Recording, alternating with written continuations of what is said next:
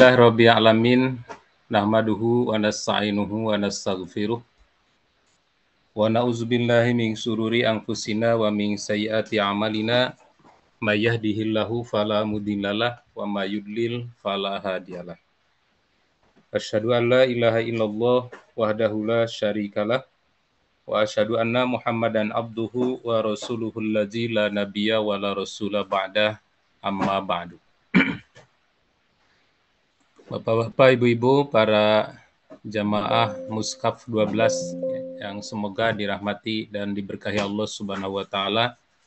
Alhamdulillah pagi ini kita kembali bisa bermajlis di majlis online melanjutkan pembahasan Ulumul Quran yang sudah dibahas 2 kali pertemuan, dan sekarang kita memasuki pembahasan yang ketiga. Insya Allah kita masuk ke pembahasan yang ketiga. Dan pembahasan Ulumul Quran ini saya sajikan sesederhana mungkin, karena apabila kita membaca secara detail dari mulai kitab 1, 2, 3 dan seterusnya, itu luar biasa. Pendalaman para ulama terhadap ketinggian ilmu Al-Quran ini sangat luar biasa. Dilihat dari berbagai sisi. Namun paling tidak kita dapat mengenal secara garis besar. Pembahasan yang ketiga ini kita akan membahas tentang I'jazul Quran, yaitu mukjizat Al-Quran. Apa yang dimaksud dengan mukjizat Al-Quran? Karena sementara ini kadang-kadang kita juga sering mendengar ya, ada orang yang keliru menggunakan kata mukjizat. Seperti misalnya ketika ada orang yang sakit yang berat, kemudian berharap dari keluarganya mudah-mudahan si yang sakit ini disembuhkan oleh Allah. Sakit yang berat, yang sudah sulit diobati, dokter sudah angkat tangan, obat-obatan yang diberikan juga tidak ada reaksi. Nah, biasanya keluarga suka mengatakan mudah-mudahan ada mukjizat. Nah, entah ngerti atau tidak itu apa maksud dari mukjizat itu. Nah, mungkin tujuannya adalah mudah-mudahan ada keajaiban Allah, mungkin begitu lebih tepatnya. Kenapa? Karena mukjizat ini hanya diberikan oleh Allah kepada para nabi. Mukjizat ini hanya diberikan oleh Allah kepada para nabi dan rasul, yang tujuannya adalah untuk melemahkan kemampuan manusia, baik kemampuan otaknya ataupun kemampuan fisiknya, dan membuktikan keagungan dan kebesaran wahyu. Nah, itu sebenarnya yang dimaksud dengan mukjizat. Jadi kalau kita berharap ada sesuatu di luar kemampuan manusia dalam satu peristiwa, itu lebih tepatnya keajaiban, keajaiban Allah, bukan mukjizat Allah. Nah, kita lihat apa yang dimaksud dengan mukjizat. Enggak ditampilkan slide-nya.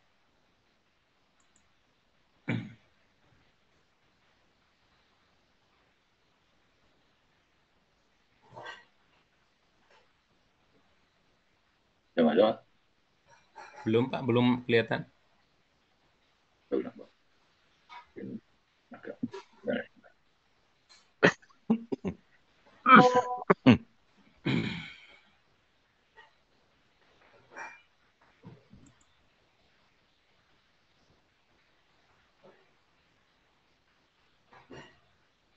I'jazul Quran, langsung ke halaman 3.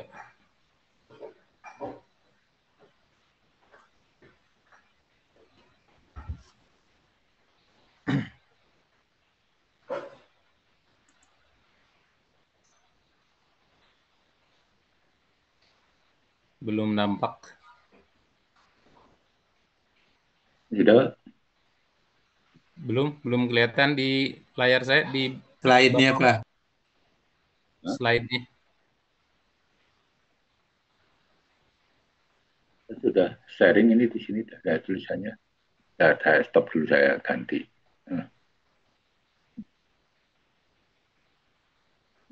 Di layar belum nampak.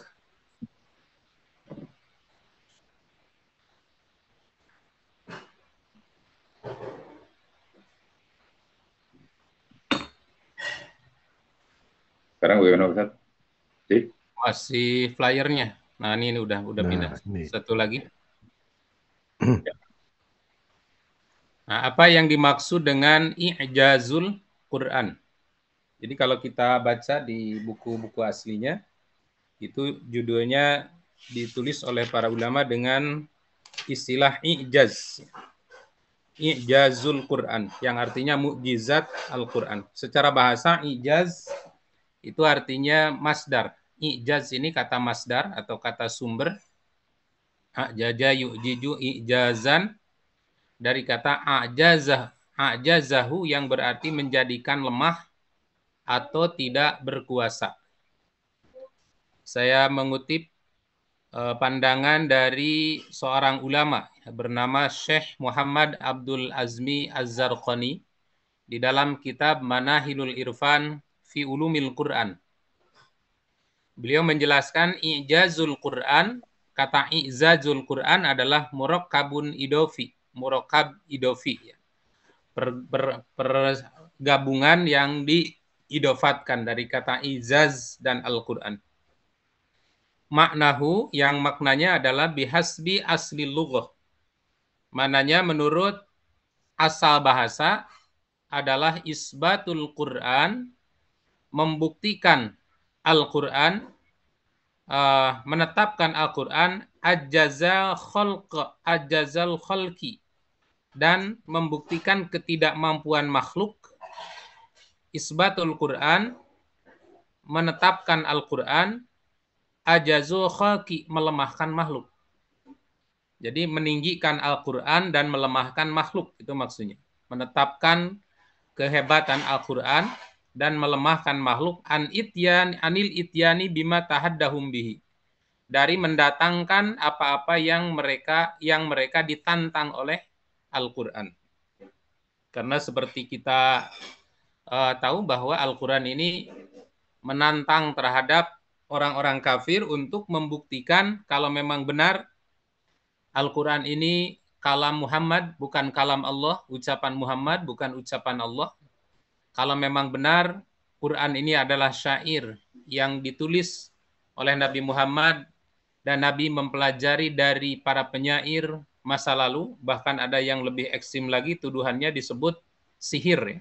Sihrun yu'sar, in hadza illa sihrun yu'sar. Tidaklah Al-Quran ini kecuali sihir yang nyata. Maka kemudian Allah menantang kepada orang kafir. Kalau memang kamu benar bahwa Al-Quran ini bikinan Muhammad, coba datangkan satu surat yang sama, bisuratin mislah. Satu surat yang sama dengan Al-Quran. Pernah juga meminta bi asyri ayatin, dengan 10 ayat. 10 ayat yang sama. Pernah juga meminta bi ayah, dengan 1 ayat. Jadi tantangan Allah itu dari mulai 1 ayat, 10 ayat, 1 surat, itu pernah dimintakan kepada orang kafir, dan orang kafir ajaza, dia lemah an ityani bima tahadahum, dari mendatangkan tantangan tersebut. Nah, itulah mukjizat secara pengertian asal bahasanya. Jadi sesuatu yang melemahkan, yang tujuannya adalah meninggikan ketinggian kehebatan Al-Quran, melemahkan kekuatan makhluk untuk mendatangkan bandingan yang sama dengan Al-Quran.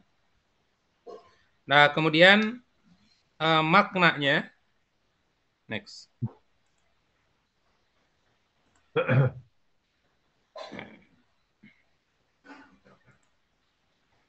Makna dari mukjizat ini disebutkan di dalam salah satu kitab, saya mengutip dari kitab Al-Itqan.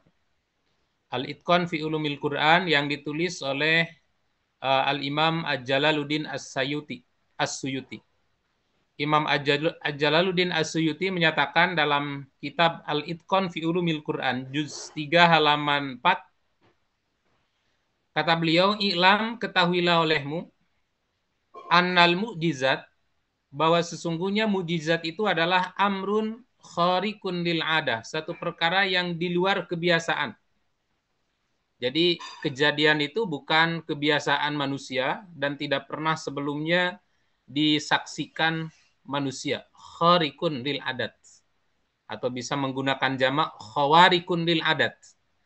Kejadian-kejadian, perkara-perkara yang di luar dari kebiasaan.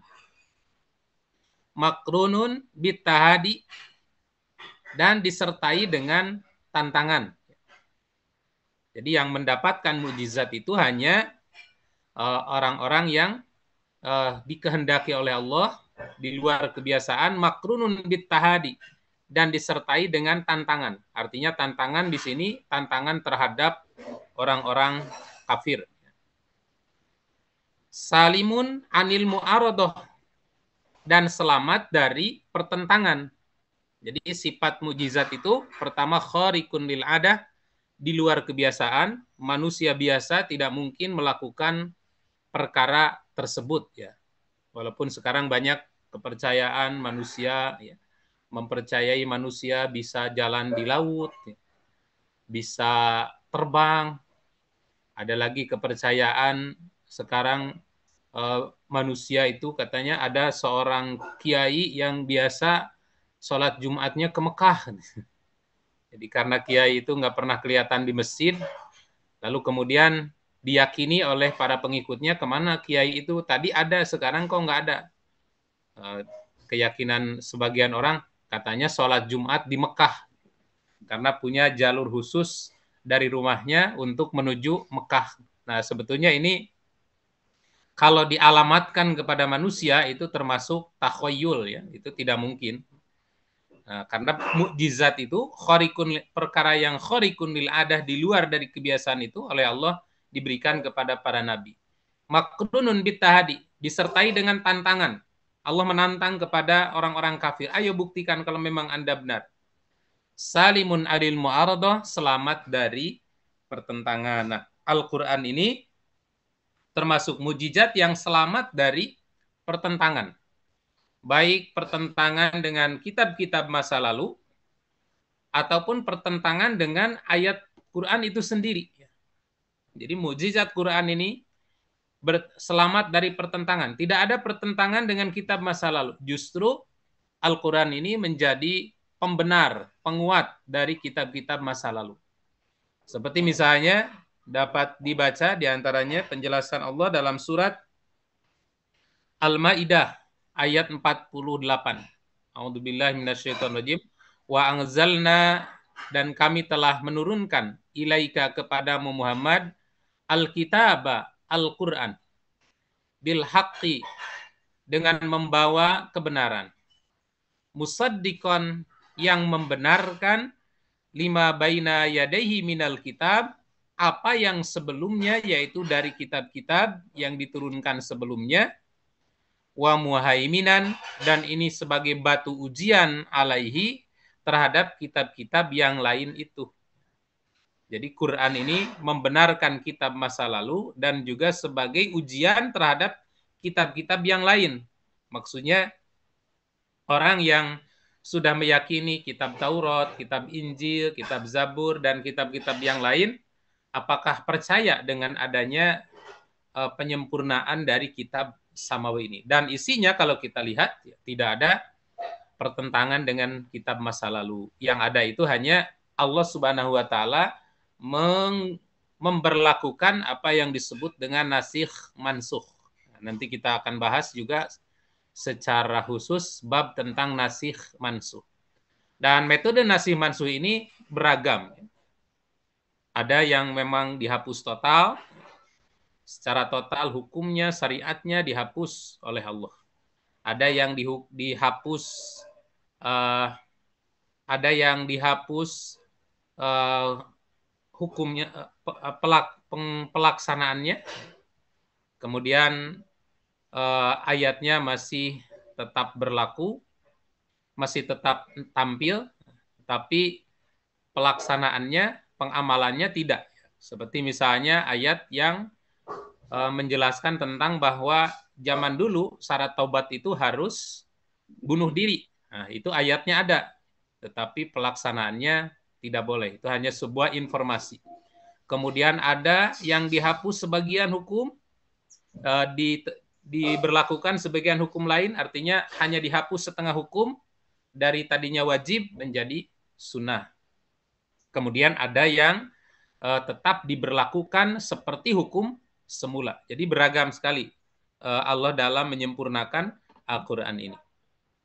Kemudian Al-Quran juga salimun anil mu'aradah, selamat dari pertentangan, baik pertentangan masa lalu maupun pertentangan dengan Quran sendiri, dengan ayat Quran sendiri. Seperti misalnya dapat kita baca dalam surat An-Nisa ayat 82. Afala yatadabbarunal Qur'an. Apakah mereka tidak memperhatikan Al-Quran? Walau kana min indi ghairillah. Kalaulah Al-Quran ini bukan dari selain Allah. Jadi jika Quran ini bukan dari Allah, jika Al-Quran ini bikinan Nabi Muhammad SAW, maka kata Allah, lawajadu fihi ikhtilafan kasiro. Lawajadu fihi ikhtilafan kasiro. Maka pasti kamu akan menemukan pertentangan dan perselisihan yang banyak. Karena kalimat-kalimat atau bahasa Al-Quran yang selengkap itu, kalau kita membuat satu tulisan, sebuah karya tulis yang setebal itu dengan beragam aturan, mustahil selamat dari kesalahan. Ini kalau bikinan manusia. Tetapi ternyata tidak untuk Al-Quran. Afala yatadabbarunal Quran. Apakah kamu tidak memperhatikan Al-Quran? Walau kana min indi ghairillah, kalau seandainya Al-Quran itu bukan dari Allah, lawajadu fihi ikhtilafan katsira, maka pasti kamu akan menemukan pertentangan yang banyak. Nah, banyak pihak yang berusaha mencari-cari, mudah-mudahan mereka ketemu ayat dengan ayat bertolak belakang untuk menjadi alasan, untuk menjadi argumen umat Islam bahwa Al-Quran itu bukan wahyu, bahwa Al-Quran itu bohong, bahwa Al-Quran itu bikinan Nabi Muhammad SAW. Tapi usaha mereka itu tetap sia-sia. Kenapa? Karena tidak akan pernah menemukan hal tersebut. Nah, kalau kita ambil saja misalnya sekedar contoh, kalau kita ambil saja kitab Bible misalnya, itu banyak sekali pertentangan. Umpamanya di dalam bab khitan saja, itu syariat yang juga berlaku sampai sekarang.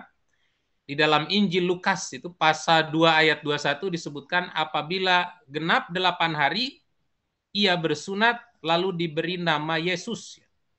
Jadi menurut ayat ini, menurut ayat di Injil Lukas itu Nabi Isa pun itu sudah dihitan di usia 8 hari. Nah, kemudian di ayat lain malah justru ini tidak tidak ada perintah untuk berkhitan. Bahkan ada larangan ya. Namun sekarang mereka ada sebagian lagi yang berkhitan. Nah, padahal kalau kita melihat dari kitab asli Injil Lukas, Injil Barnabas, bahwa perintah khitan itu ada di dalam kitab suci mereka, tetapi tidak mau mengamalkan.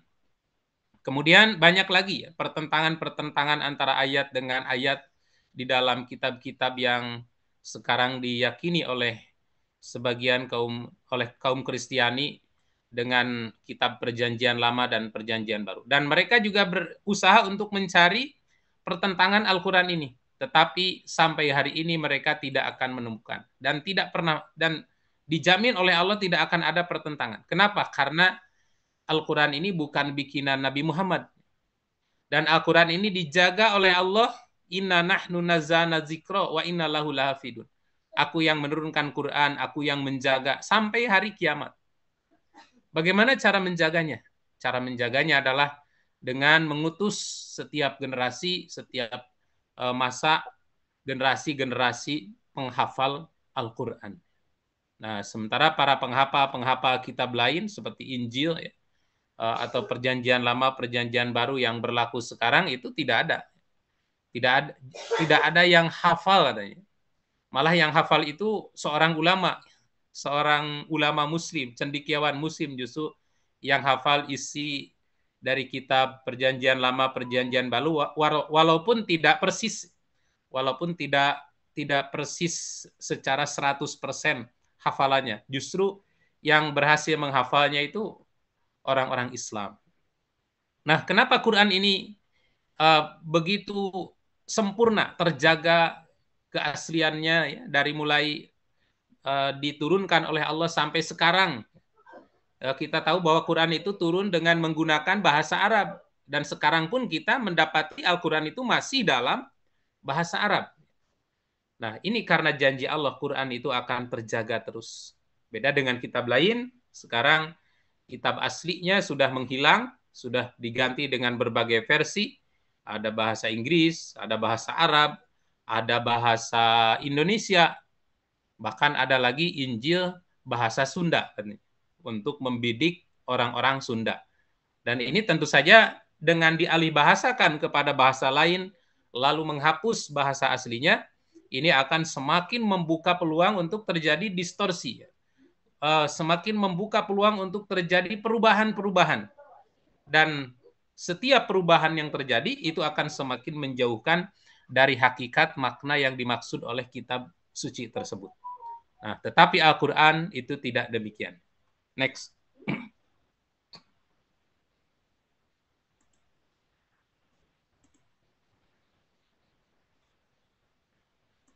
Nah, kemudian Al-Quran ini mukjizat abadi dan terbesar sepanjang masa. Al-Quran ini adalah mukjizat abadi dan terbesar sepanjang masa. Nah, kita lanjutkan penjelasan dari Syekh Jalaluddin Abdurrahman bin Abu Bakar As-Suyuti dalam kitab Al-Itqan fi Ulumil Quran. Beliau menjelaskan wahia, mukjizat itu imma hissiyatun, ada yang bersifat hissiyah, wa imma akliyatun, ada juga yang bersifat akliyah. Yang dimaksud hissiyah itu adalah mukjizat yang dapat ditangkap oleh panca indera, yaitu dapat dilihat dengan mata, dapat didengar oleh telinga, dapat dicium dengan hidung, dan lain sebagainya. Seperti salah satu contoh adalah Nabi Muhammad SAW dulu dapat membelah bulan dengan jari telunjuknya. Nah, ini termasuk mukjizat hissiyah namanya. Jadi Nabi pun itu diberi kemampuan oleh Allah untuk memperlihatkan mukjizat hissiyah. Kemudian Nabi pernah melambai ke pohon kurma, memanggil pohon kurma digupai gitu. Kemudian si pohon kurma itu condong mendekati Rasulullah dan oleh Nabi dipetik. Dan itu disaksikan oleh seluruh orang-orang, seluruh kaum manusia, baik muslim ataupun kafir. Nah, ini termasuk mukjizat hissiyah. Dan lebih banyak mukjizat hissiyah itu diberikan oleh Allah kepada nabi-nabi sebelumnya. Nabi-nabi sebelumnya itu lebih banyak mendapatkan mukjizat hissiyah. Mukjizat yang kasat mata, bisa dilihat, bisa dirasa, bisa didengar. Terlebih kepada Nabi Musa alaihissalam. Nabi Musa alaihissalam itu sampai diberi mukjizat oleh Allah, menerima makanan siap saji langsung turun dari langit. Yang disebut manna wasalwa. Itu adalah mukjizat dari Allah. Dan bisa dinikmati oleh umatnya. Kemudian di zaman Nabi Isa, di zaman Nabi Musa pernah membaiat kaum Bani Israel dengan gunung diangkat di atas kepala mereka. Jadi kalau kita di atas awan, di atas kita awan yang menaungi, orang Bani Israel itu pernah dibaiat oleh Nabi Musa dan di atasnya gunung. Dan di situ diberi pilihan oleh Allah, apakah kalian mau beriman kepadaku atau gunung ini yang ditimpakan? Dan semua Bani Israel yang dibaiat pada saat itu menyatakan beriman karena melihat mukjizat Nabi Musa alaihissalam. dan terlihat jelas secara kasat mata. Nah, itu yang dimaksud hisiah ya. Mukjizat hisiah. Nah, kemudian ada mukjizat akli. Nah, akliyah. Kalau disebut yang dimaksud mukjizat akliyah itu adalah mukjizat yang hanya diketahui oleh Allah. Hanya diketahui oleh orang-orang yang cerdas maksudnya, bukan oleh Allah.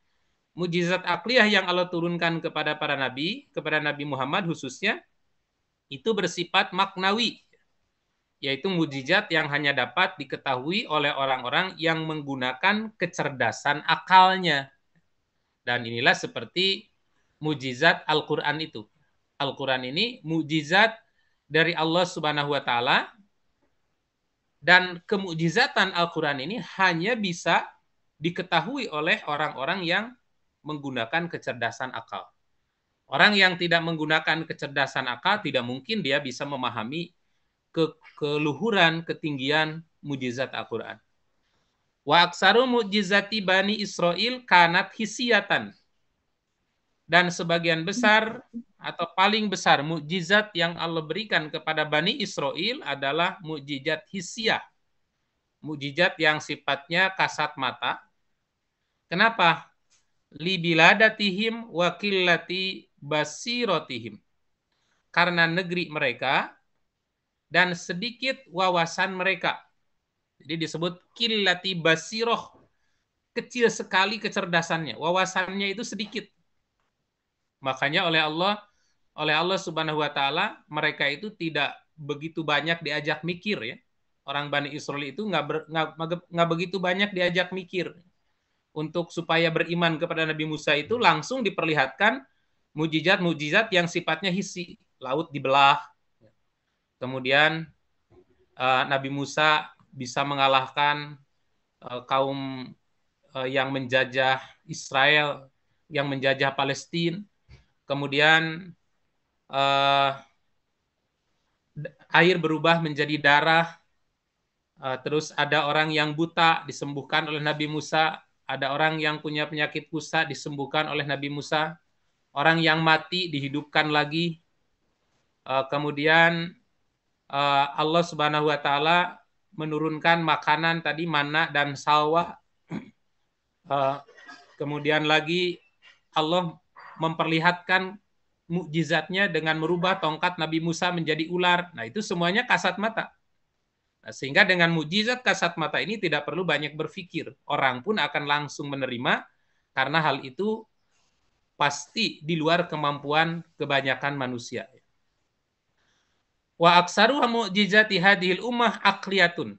Akan tetapi kebanyakan mukjizat yang diturunkan kepada umat ini, kepada umat Nabi Muhammad Sallallahu Alaihi Wasallam itu akliyatun, bersifat akal. Jadi nguji kecerdasan. Mukjizat yang diturunkan ke Nabi itu, ke kita itu adalah menguji kecerdasan manusia. Kenapa?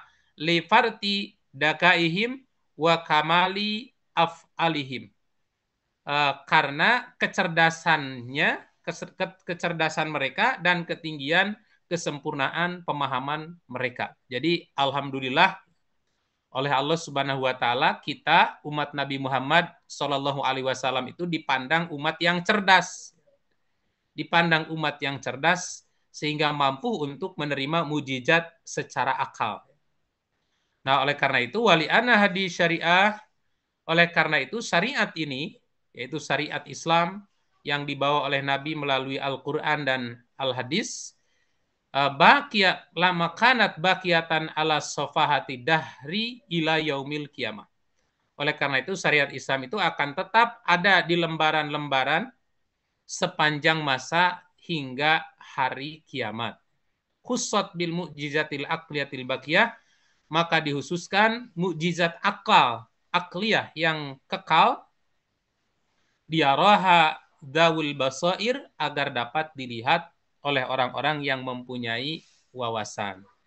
Jadi mukjizat Al-Quran ini akan terus tumbuh, akan terus nampak, bahkan akan terus mencuat hingga hari kiamat.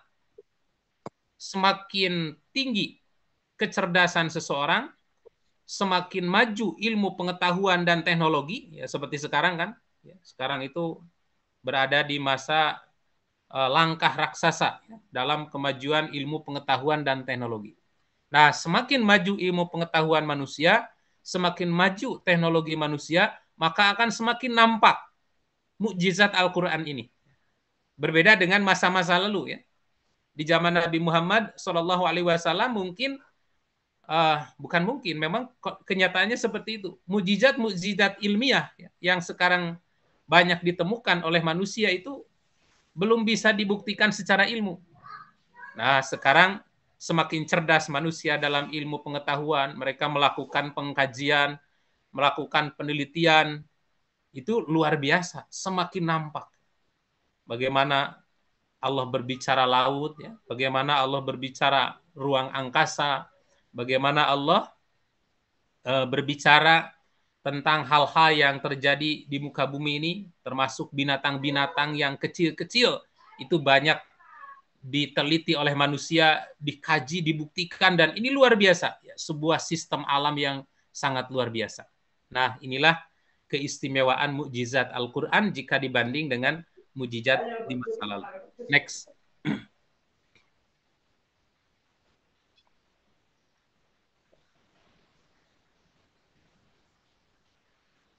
Nah, ini terdapat sebuah hadis yang menyatakan Maminal anbiya. Nabi SAW pernah bersabda, Maminal anbiya, tidaklah seorang nabi illa qad utiya minal ayat, kecuali ia diberi beberapa mukjizat mamislahu yang tidak bisa diserupai oleh apapun dan oleh siapapun. Ini mukjizat itu hanya khusus untuk para nabi-nabi, tidak diberikan kepada manusia biasa. Dan ini mamislahu, tidak dapat diserupai oleh siapapun. Sehingga dengan mukjizat ini amana alaihil bashar, diharapkan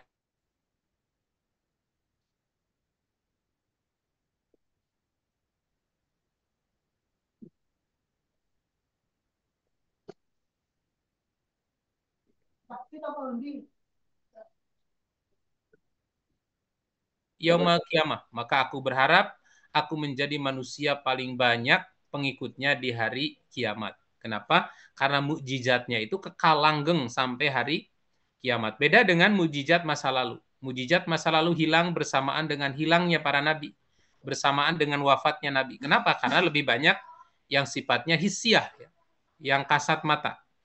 Nah, sementara mukjizat Nabi Muhammad itu sifatnya akliyah. Ketika orang menggunakan kecerdasannya untuk mengkaji Al-Quran, maka mukjizat ini akan semakin nampak. Nah, inilah sebabnya Rasulullah menjadi umat terbanyak pada hari, diikuti oleh umat terbanyak pada hari kiamat. Nah, next lagi.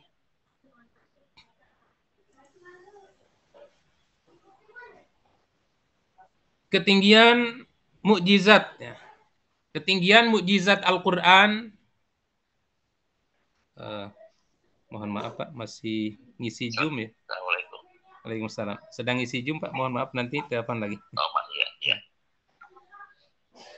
Ketinggian Al-Quran ini, mukjizat Al-Quran ini diakui juga oleh orang-orang kafir.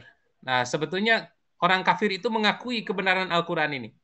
Ini dapat dilihat oleh Bapak Ibu dalam hadis ini, diriwayatkan oleh Imam Al-Hakim dalam kitab Al-Mustadrak. Saya pilih riwayat Al-Hakim karena ini yang paling kuat. Ya. Diceritakan oleh Ibnu Abbas, Annal Walid bin Al-Mughirah, seorang tokoh Quraisy bernama Al-Walid bin Mughirah, ja'a ilan Nabi SAW. Dia datang menghadap kepada Nabi SAW, faqara'a alaihil Qur'an, lalu membacakan Al-Quran. Faka'annahu raqqa lahu. Nah, seolah-olah Al-Walid bin Mughirah ini rokok, lembut hatinya, lunak hatinya ketika mendengarkan bacaan Al-Quran. Fabalagha zalika Aba Jahlin, maka berita itu sampailah kepada Abu Jahal, rekannya. Fa'atahu, kemudian Abu Jahal mendatangi Al-Walid bin Mughirah. Faqala ya ammu, hei paman, inna qaumaka yarawna ayyajma'u laka malan. kaum kamu sepakat untuk mengumpulkan harta untukmu. Qala, kata Al-Walid bin Mughirah, 5. Memang kenapa? Qala liyu'tukahu fa innaka ataita Muhammad litu'rida lima qablah. Maksudnya untuk membujukmu akan diberikan kepada kamu harta ini karena mereka mendengar Anda mendatangi Muhammad dan kamu berupaya untuk menentang ajaran masa lalu. Kamu kok tertarik dengan Al-Quran ini? Berarti kamu ini mau menyelisihi ajaran orang tua kita dulu. Maka umatmu sekarang sedang mengumpulkan harta dan semua harta yang dikumpulkan akan diberikan untukmu. Nah, kemudian qad alimat Quraisy anni min aksari hamalan. Kata Al-Walid bin Mughirah, bukankah orang-orang Quraisy juga tahu aku ini orang paling kaya di Mekah ini, orang paling banyak harta. Kenapa ngasih ke aku? Kata Abu Jahal, kalau begitu faqul fihi qaulan yablugu qaumak annaka munkirun lahu aw annaka karihun lahu. Kalau begitu, Anda ucapkan ucapan yang bisa disampaikan kepada umatmu bahwa Anda mengingkari Al-Quran atau Anda benci terhadap Al-Quran. Nah, ini kerja kerasnya Abu Jahal ya. Wa maza aqul. Bagaimana aku bisa mengatakan ucapan itu, kata Al-Walid bin Mughirah? Fawallahi, demi Allah. Nah, ini Pak yang harus digaris bawahi ya. Jadi orang-orang kafir seperti Abu Jahal, Abu Lahab, kemudian Walid bin Mughirah, kalau kepada Allahnya percaya. Nah, buktinya mereka menyebut fawallahi. Kata Al-Walid bin Mughirah, demi Allah. Artinya mereka percaya kepada Allah. Hanya kenapa mereka disebut musyrik? Karena di samping percaya kepada Allah, percaya Allah itu punya tandingan. Allah itu punya rekan. Ada Tuhan Bapa, Tuhan Ibu, ada Tuhan Lata, Tuhan Uzza, Tuhan Mana, Tuhan Uba, dan Tuhan-Tuhan lain. Sampai ada 360 berhala yang mereka buat di sekitar Ka'bah itu. Tapi ke Allahnya percaya. Itu sebagai Tuhan besar. Tetapi di samping Tuhan besar ada Tuhan-Tuhan kecil. Makanya di sini Walid bin Mughirah bersumpah, fawallahi, kata dia, demi Allah, ma fikum rajulun a'lamu bi asy'ari minni. Tidak ada orang yang paling menguasai ilmu syair, ilmu sastra kecuali aku. Wala a'lamu bi rajaz wala bi qasidah minni. Tidak ada yang paling mengetahui bahar rajaz, bahal qasidah, artinya ilmu-ilmu untuk membuat syair-syair indah, ilmu-ilmu untuk membuat syair-syair yang merdu, yang indah didengar, kecuali aku. Wala bi asy'aril jin, bahkan aku juga orang yang lebih tahu terhadap syair-syair jin. Dan kata Al-Walid bin Mughirah, wallahi ma yusbihul ladzi yaqulu syai'an min haza.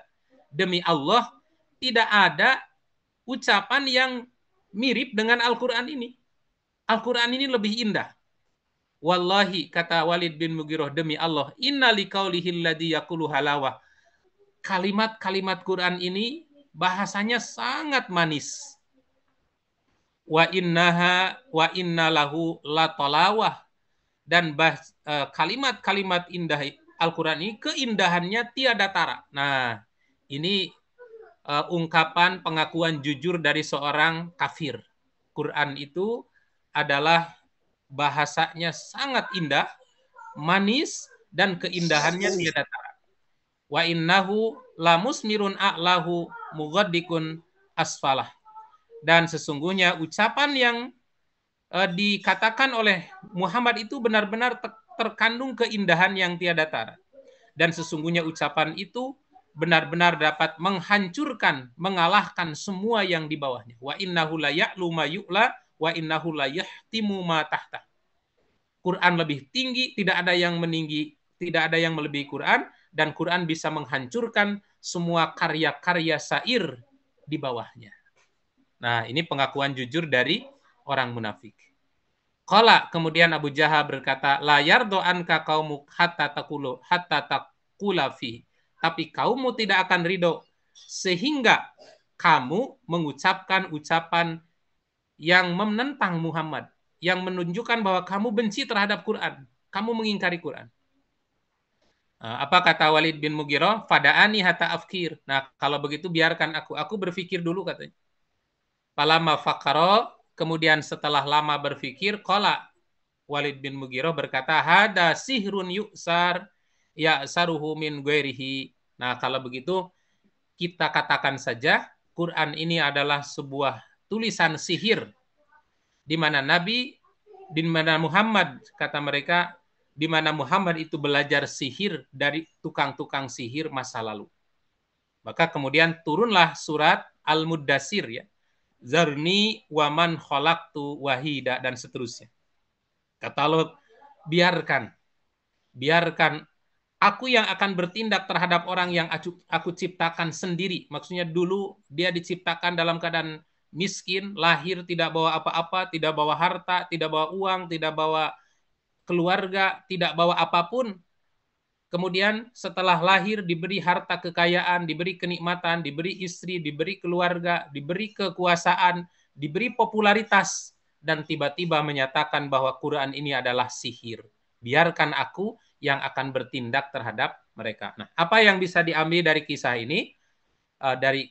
Yang bisa diambil dari kisah ini bahwa pada dasarnya orang-orang kafir itu mengakui ketinggian Quran. Mereka tidak mampu untuk menandingi Al-Quran. Hanya karena kesombongannya, mereka tetap benci terhadap Al-Quran.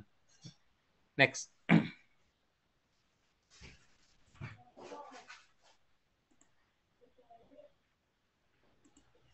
Nah, kemudian kemukjizatan Al-Quran.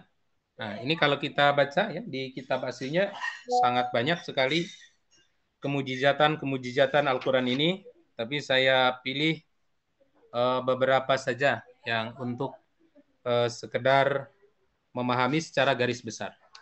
Yang pertama, kemukjizatan Al-Quran itu dari segi uslub. Dari segi uslub atau bahasa ya. Aspek kemukjizatan Al-Quran yang pertama adalah dari sisi bahasa. Ini tadi yang diakui juga oleh orang-orang kafir. Al-Quran ini diturunkan oleh Allah Subhanahu wa Ta'ala dengan menggunakan bahasa Arab yang sangat indah, melampaui keindahan bahasa dan sastra Arab pada masa jahiliyah. Dan pada masa itu mereka juga mengagungkan bahasa Arab. Bahkan sering mengadakan perlombaan syair, perlombaan khutbah, perlombaan petuah, nasihat, dan syair-syair yang dinilai indah oleh mereka akan digantung di Ka'bah sebagai bentuk penghormatan kepada penggubahnya atau penulisnya, sekaligus agar dinikmati oleh masyarakat, maka tulisan syair itu digantung oleh mereka di Ka'bah. Dan penghargaan yang tinggi terhadap syair dan sastra Arab itu membuat para penyair mendapat kedudukan tinggi juga di masyarakat Arab. Mereka dinilai sebagai pembela kaum, sebab dengan syair dan gubahan mereka itu reputasi pamor suatu kaum itu akan naik ya, akan meningkat pesat. Begitu pula sebaliknya, melalui syair, melalui gubahan mereka, pamor reputasi seseorang bisa menurun. Makanya tidak heran sering ditemukan para bangsawan Arab yang memerintahkan para penyair untuk memuji-muji mereka. Nah, maka pada saat Al-Quran ini turun dengan keindahan bahasa yang mengandung kefasihan yang luar biasa, kesempurnaan penyampaian atau bayan yang luar biasa, keserasian kata-kata, kelancaran logika, maka dengan adanya Quran bangsa Arab itu tertegun ya, akan mukjizat Quran tersebut. Sekalipun mereka memiliki pencapaian yang tinggi dalam sastra Arab, baik syair ataupun prosa, namun mereka tetap tidak berdaya untuk menghadapi kemukjizatan Al-Quran ini. Bahkan yang luar biasa yang kita rasakan, kemukjizatan Al-Quran itu dapat dinikmati bukan hanya struktur kalimat, tetapi juga dapat diiramakan. Ini luar biasa. Coba kalau kita ngomong atau tulisan kita diiramakan, kira-kira enak nggak? Tapi Quran ini luar biasa. Bukan hanya dapat dinikmati keindahan, manisnya bahasa, tetapi dapat diiramakan dengan indah. Demikian juga pemilihan kata-katanya juga ini luar biasa. Pemilihan kata-katanya itu sangat indah. Nah, makanya dalam ayat ini Allah berfirman di dalam surat Az-Zumar ayat 23. Allahu nazzala ahsanal hadis. Kata Allah, Allah telah menurunkan perkataan yang paling ahsan, paling baik, yaitu kitaban, yaitu Al-Quran, mutasyabihan, yang serupa, mutu ayat-ayatnya. Mutu ayat-ayatnya itu nggak ada misalnya ayat ini kurang berbobot, ayat ini berbobot, nggak ada. Mutu semua ayatnya itu sama. Beda dengan ucapan kita. Kalau ucapan kita kadang-kadang menarik, kadang-kadang tidak menarik. Nah, kalau Al-Quran ini menarik semua. Dari mulai surat Al-Fatihah sampai An-Nas itu menarik semua, nggak ada yang nggak menarik. Beda kalau kata-kata kita, tulisan kita kadang-kadang menjenuhkan. Kemudian masani, berulang-ulang. Taksyairu minhu juludul ladzina yakhshawna rabbahum, yang membuat gemetar karenanya kulit orang-orang yang takut terhadap Tuhan. Coba luar biasa ya. Ketika orang-orang yang beriman kuat membaca Quran, mendengar Quran itu gemetar hatinya. Bahkan tidak jarang orang yang membaca Quran itu dia nangis karena tersentuh dengan kalimat Quran. Summatalina juluduhum, kemudian menjadi tenang kulit mereka, wa qulubuhum, dan hati mereka. Ketika membaca Quran, hati menjadi tenang, ila zikrillah, untuk mengingat kepada Allah. Beda dengan mendengarkan lantunan-lantunan yang lain. Misalnya mendengarkan lagu, ya, mendengarkan nyanyian bikinan manusia, ada menjenuhkannya. Tapi semakin terus kita mendengarkan Quran, akan semakin tenang hati dan makin cinta. Zalika hudallahi yahdi bihi may yasha. Ini adalah petunjuk Allah yang Allah turunkan kepada orang yang dikehendaki. Tapi kata Allah, wa mayyudlilillah famalahu min hadin. Dan siapa yang disesatkan oleh Allah, niscaya tidak ada baginya seorang pemimpin pun. Dia tidak akan mendapat petunjuk. Ini seperti yang terjadi kepada Al-Walid bin Mughirah, Abu Jahal, Abu Lahab. Dia sudah mengakui kebenaran Quran, tapi dia tersesat, tidak mendapat petunjuk. Next.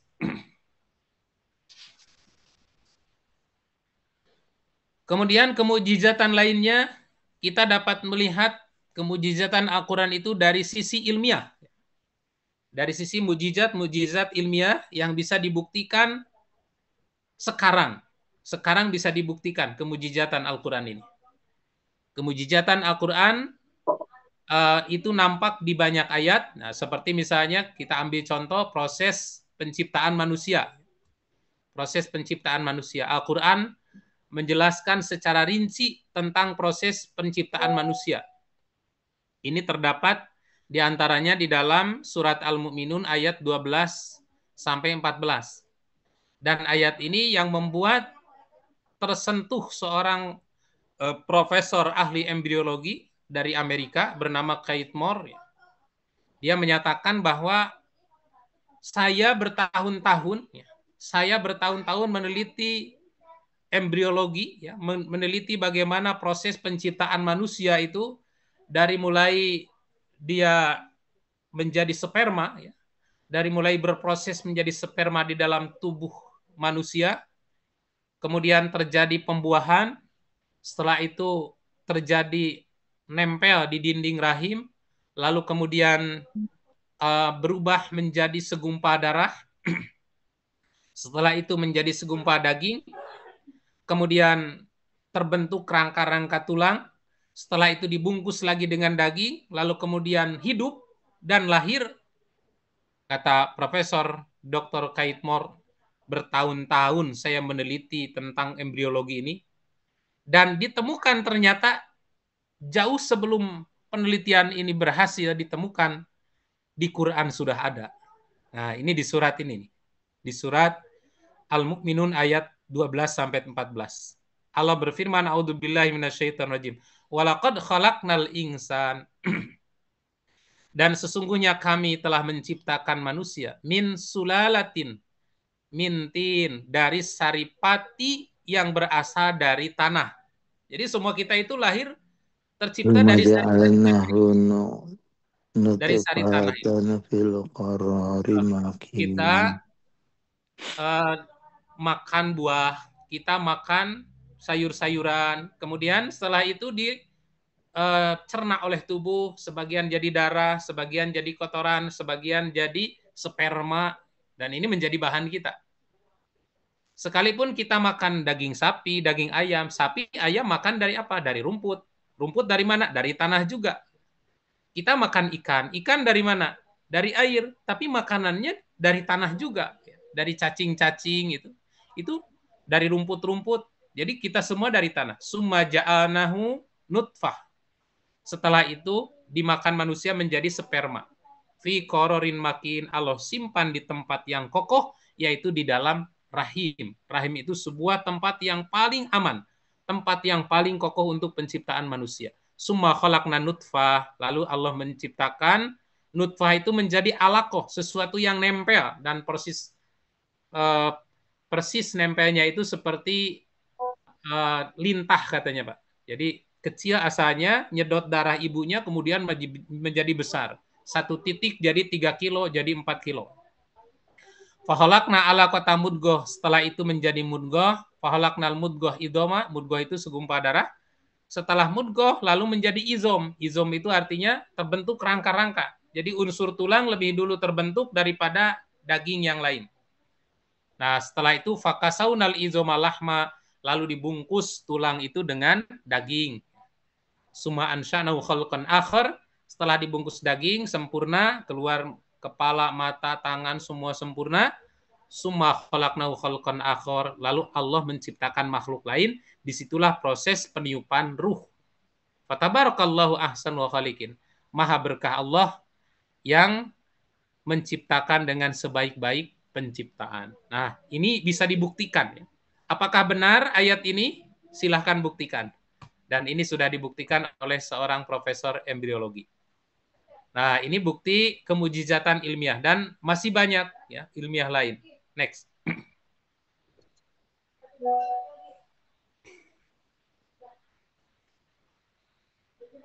Nah, kemudian perluasan alam semesta ini juga disebut dalam surat Ad-Dariyat 47.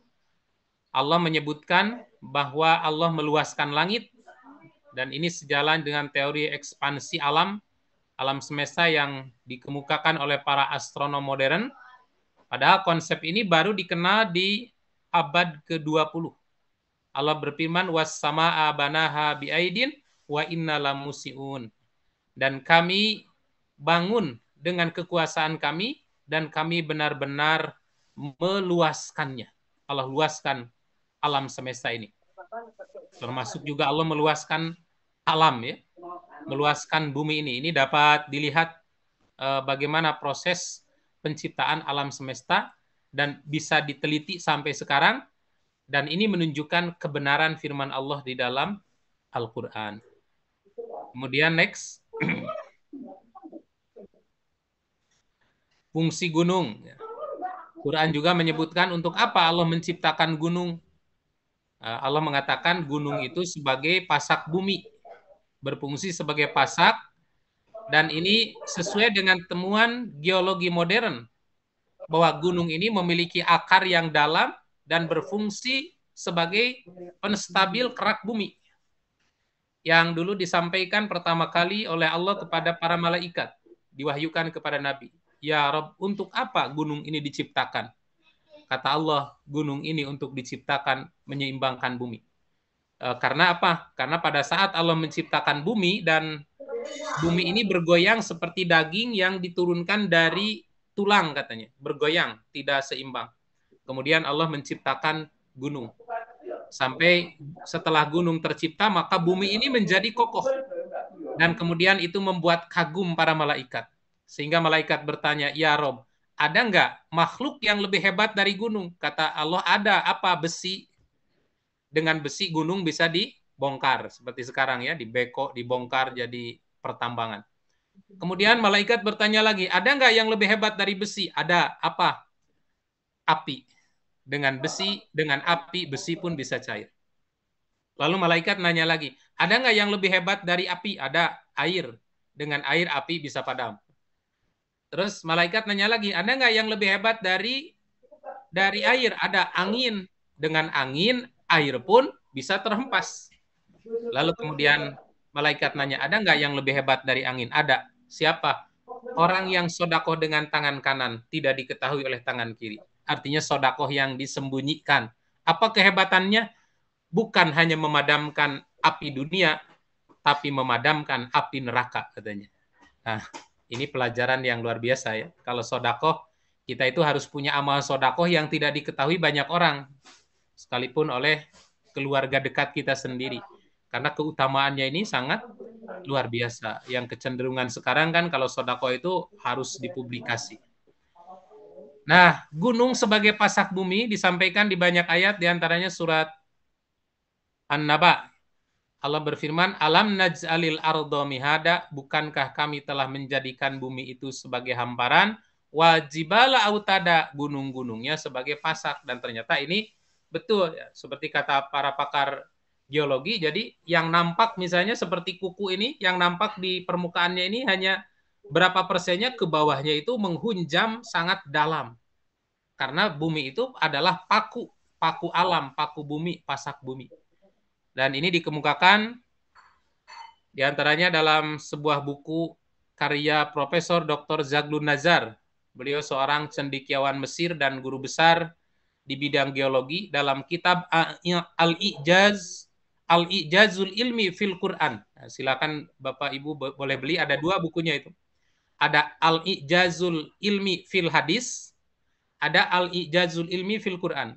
Mukjizat ilmiah dalam hadis, ada mukjizat ilmiah dalam Quran. Nah, dalam buku beliau berjudul Al-Ijazul Ilmi fil Quran, sudah ada terjemahnya. Beliau mengatakan bahwa Al-Quran mengandung lebih dari 1000 ayat yang mengisyaratkan realitas ilmiah yang terbukti kebenarannya di era modern sekarang ini. Dan ini menjadi bukti Quran itu adalah kitab suci yang diturunkan dari Allah. Next. Kemudian kemujizatan dari segi syariat. Ya, kita tahu bahwa Al-Quran ini mengandung syariat-syariat yang sangat dibutuhkan oleh manusia, baik secara pribadi ataupun secara komunitas. Kita butuh syariat ini. Maka Allah merawat diri kita dengan syariat. Dengan apa? Dengan sholat. Sholat ini dalam rangka merawat manusia. Coba kalau manusia tidak diperintahkan sholat. Dia tidur seenaknya, dia bangun seenaknya, dia hidup seenaknya, dia bekerja semau-maunya. Tetapi dengan adanya syariat sholat, tidur. Dia tidak boleh tidur terlalu larut malam. Segera tidur, segera bangun. Katakanlah sekarang jam 4 harus sudah bangun, siap sholat subuh, ke masjid. Kemudian siangnya sholat duha, duhur, sedang sibuk kerja, berhenti dulu, sholat dulu. Kerja lagi asar, berhenti dulu, sholat dulu. Maghrib, sholat. Kita diatur itu, diatur oleh syariat, dirawat. Sehingga kita ini betul-betul berada dalam bimbingan syariat dari mulai tidur sampai bangun. Kemudian dalam konteks komunitas, ya, dalam berkeluarga, dalam bertetangga, di dalam bermasyarakat, di dalam berbangsa, di dalam bernegara, ini sudah diatur oleh Al-Quran dalam syariat yang sangat lengkap. Kemudian ada hukum-hukum pidana, hukum-hukum yang diberlakukan terhadap para pembuat, para pelaku kejahatan, seperti yang namanya potong tangan untuk pencuri, kisos untuk yang membunuh, rajam untuk yang berzina, bahkan dicambuk. Ini juga dalam rangka menjaga kesehatan manusia secara mental. Kalau misalnya tidak ada hukum kisos, mungkin sembarang orang dibunuh. Nyawa manusia menjadi murah. Kalau seandainya tidak ada hukum potong tangan, mungkin manusia seenaknya ngambil harta orang. Kalau seandainya tidak ada hukum rajam, mungkin seenaknya orang melakukan perbuatan zina. Demikian juga dalam urusan harta. Diatur mana harta yang halal, mana harta yang haram, mana harta milik kita, mana harta milik orang lain. Dengan aturan hukum ini, harta kita terjaga. Nah, sehingga harta kita terjaga oleh syariat, tidak sembarangan diambil oleh orang lain. Dengan adanya pernikahan, keturunan kita terjaga. Bayangkan kalau tidak ada hukum pernikahan. Manusia asal lahir dari mana saja, tidak jelas siapa yang bertanggung jawab, tidak jelas nasabnya, tidak jelas hukum warisnya, tidak jelas mana orang tuanya. Ini akan menjadi kacau. Agama kita juga terjaga, tidak boleh sembarang percaya, dibimbing dengan tauhid. Kemudian dan yang lain-lain ya, yang kadang-kadang mungkin oleh sebagian manusia, oleh manusia yang picik akalnya, dianggap ini syariat tidak adil. Seperti apa yang dipandang tidak adil? Hukum waris, kemudian hukum pernikahan dipandang tidak adil. Dalam hukum kepemimpinan dipandang tidak adil, tidak berpihak kepada wanita. Ini bagi orang-orang yang picik akalnya. Tapi bagi orang yang cerdas, ini hukum yang luar biasa. Ini menunjukkan kemujizatan Al-Quran. Next, satu lagi. Kemudian, kemujizatan lain dari sisi berita gaib. Ya. Berita-berita gaib, baik berita gaib masa lalu, seperti kisah-kisah umat terdahulu, kisah para nabi, Nabi Nuh, Nabi Ibrahim, Nabi Musa, Nabi Adam, Maryam, Nabi Hud, Nabi Soleh, itu semua ditampilkan dalam Quran. Termasuk kisah-kisah orang soleh, Zulkarnain, Ashabul Kahfi. Dan ini kan menjadi konten, menjadi sebuah alasan untuk orang Yahudi menguji Rasul. Bertanya ke Rasul tentang kisah Nabi Isa, tentang Zulkarnain, tentang Ashabul Kahfi. Coba Anda sebutkan kalau memang Anda benar. Dan Nabi SAW bisa menjelaskan secara detail tentang kisah-kisah masa lalu. Padahal jarak antara Nabi dengan nabi-nabi masa lalu itu sangat jauh. Tapi Nabi bisa menyampaikan secara detail. Ini dari mana? Dari Al-Quran. Next. Kemudian berita gaib yang akan datang. Nah, seperti Allah pernah menyampaikan kepada Nabi ketika terjadi pertempuran antara Romawi dan Persia, dan pada saat itu Romawi terus-terus kalah oleh Persia, tiba-tiba saja Allah menurunkan ayat Gulibatir Rum. Bangsa Romawi telah dikalahkan fi adnal ardi, di negeri yang terdekat dengan mereka, tapi wahum mimba di ghalabihim sayaglibun, setelah kekalahan itu mereka akan menang. Berapa? Fi bid'is sinin, dalam beberapa tahun. Lillahil amru min qablu, milik Allah segala urusan sebelumnya, wa min ba'du, dan setelahnya, wa yauma idin yafrahul mu'minun, dan pada hari itu orang mukmin akan orang-orang mukmin akan bergembira. Dan ini turun ayat ini pada tahun ke-7 dari kenabian Rasulullah, tahun ke-7 kenabian. Pada saat itu Romawi terus-terus kalah oleh Persia. Yang Persia itu yang sekarang Iran ya. Terus-terusan terkalahkan oleh Persia. Tapi Allah menurunkan ayat, satu saat Romawi akan menang. Dan ternyata begitu Nabi hijrah ke Madinah bersamaan dengan perang Badar, dan di limit terakhir dari kata bid'un, 9 tahun kemudian terbukti ayat ini benar. Romawi bisa mengalahkan Persia, negara-negara Arab yang dikuasai oleh Romawi, oleh Persia bisa direbut kembali oleh Romawi, termasuk Palestina. Nah, ini kebenaran Al-Quran. Padahal waktu itu boro-boro menang ya, boro-boro terlihat akan menang, terus-terusan kalah. Bahkan negara-negara kekuasaan penjajahan Romawi itu dicaplok oleh Persia, Mesir, Palestina, semua dikuasai oleh Persia. Tapi terbukti 9 tahun kemudian menang. Next lagi. Nah, demikian juga berita tentang diselamatkannya jasad Fir'aun. Ya. Di zaman Rasulullah, katanya jasad Fir'aun itu belum ditemukan. Fir'aun itu ditenggelamkan di zaman Nabi Musa. Di zaman Nabi Muhammad Sallallahu Alaihi Wasallam, jasad Fir'aun ini belum ditemukan. Dan ditemukan beberapa tahun kemudian setelah Rasul tidak ada. Dan ini sebagai bukti kebenaran firman Allah yang disampaikan kepada Nabi, bahwa Allah menyelamatkan jasad Fir'aun, fal yauma nunajjika bibadanik litakuna liman khalfaka ayah. Kami selamatkan badanmu wahai Fir'aun, tidak akan hancur, karena sebagiannya hancur ya. Jasad-jasad yang lain itu ada yang hancur, membusuk di laut, ada yang dimakan ikan. Jasad Firaun ini mengapung ke permukaan laut, kemudian terdampar di pinggiran pantai Mesir, lalu ditemukan oleh orang-orang Mesir, dimumikan, diawetkan, dan disimpan di sebuah museum bawah laut. Dan sekarang jasad Firaun bisa dilihat oleh Bapak Ibu di Museum Farao di kota Mesir. Itu masih utuh jasadnya, masih utuh. Ini sebagai bukti kebenaran firman Allah dalam Quran. Next lagi. Kemudian berita-berita gaib tentang hari kiamat. Nah, ini juga termasuk mukjizat. Al-Quran memberi gambaran lengkap tentang kehidupan setelah mati, ada alam barzah, setelah itu ada hari kiamat, hari kebangkitan, padang mahsyar, hisab, mizan, sirat, surga, dan neraka, dan semua itu adalah berita gaib yang diyakini oleh umat Islam, meskipun itu belum terjadi. Dalam sebuah buku, Dirosah fi Ulumil Quran yang ditulis oleh Muhammad Abu Suhah, beliau menegaskan bahwa pemberitahuan perkara-perkara gaib ini adalah bukti nyata bahwa Quran itu bersumber dari wahyu ilahi, bukan dari akal manusia.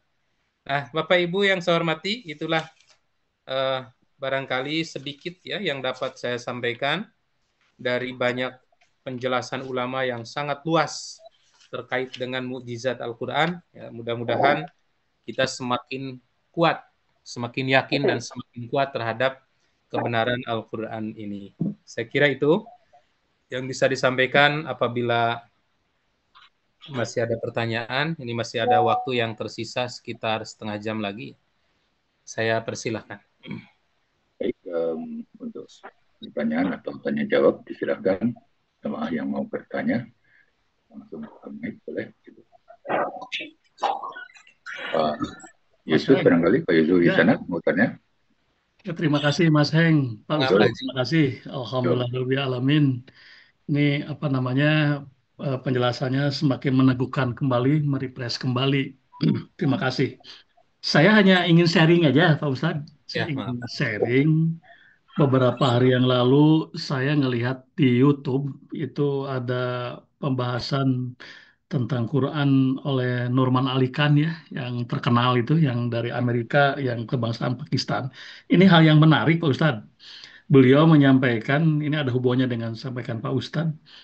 Ini di surat As-Saff ayat 5 disebutkan wa iz qala Musa liqaumihi ya qaumi, dan ketika Musa berkata kepada kaumnya, ya qaumi, wahai kaumku.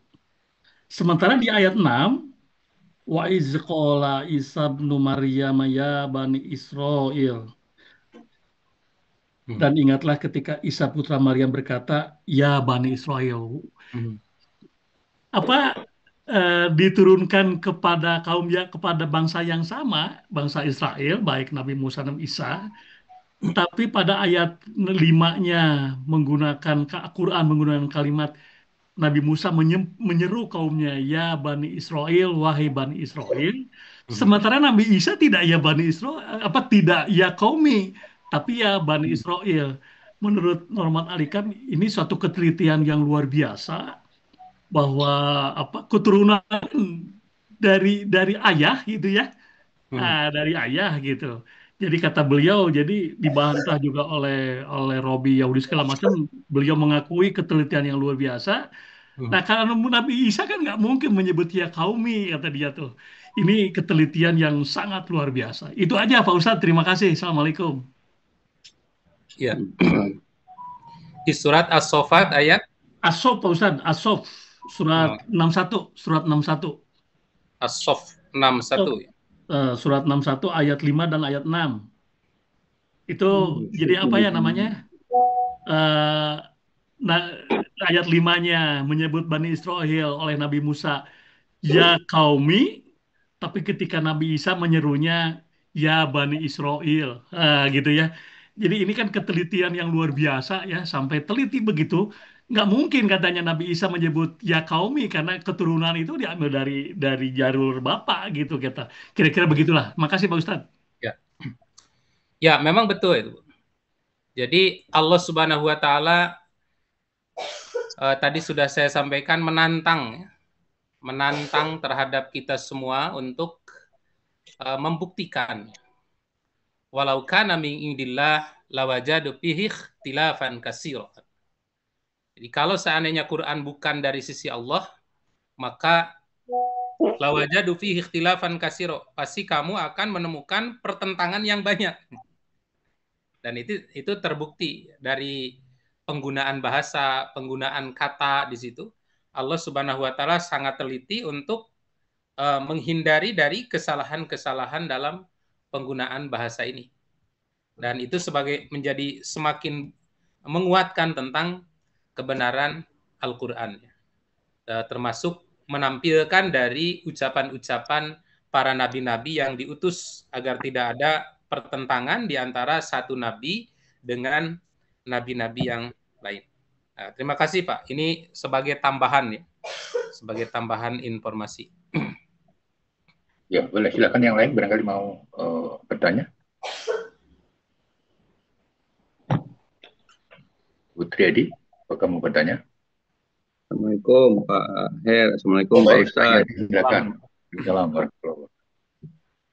Saya pernah diskusi dengan yang non-Muslim. Jadi bukan banyak ya, ada. Ya khususnya ya tadi yang Pak Ustadz ceritain, cerita-cerita gaib, cerita tentang Nabi Nuh, cerita tentang Nabi Ibrahim. Itu di kitab mereka juga ada Pak. Di kitab.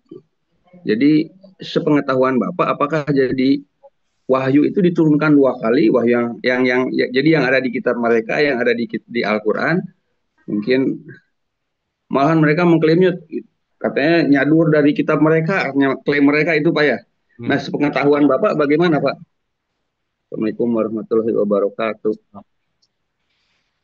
Ya, mereka itu, orang-orang Bani Israel itu tentu saja jauh lebih hafal ya, terkait dengan kisah-kisah masa lalu.